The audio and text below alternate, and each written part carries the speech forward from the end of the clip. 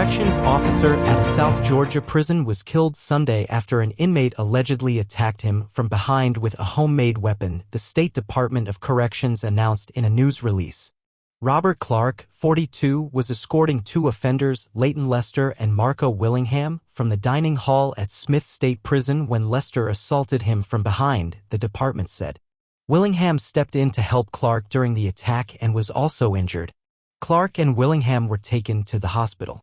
Clark, who began working with the Georgia Department of Corrections in April, died of his injuries, while Willingham remains hospitalized with non-life-threatening injuries.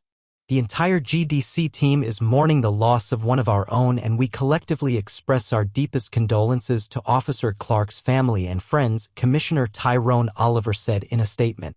We will support them as they navigate this tragedy over the coming days, weeks, and months. Lester is expected to be charged in the fatal assault of Clark and in the assault of Willingham, the department said.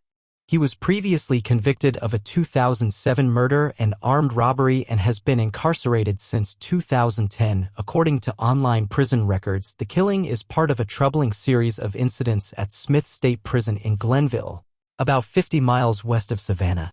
In February, the prison's warden Brian Adams was fired and arrested on charges of conspiracy to violate the Racketeer-Influenced and Corrupt Organizations Act, bribery, false statements, and violation of oath by a public officer, according to the Georgia Bureau of Investigation.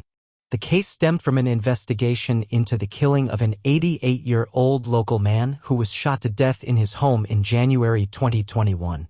Authorities have charged a Smith State Prison inmate, Nathan Weeks, with conspiracy to commit murder and RICO violations, and the investigation showed he was involved in smuggling contraband inside the prison, according to the Bureau.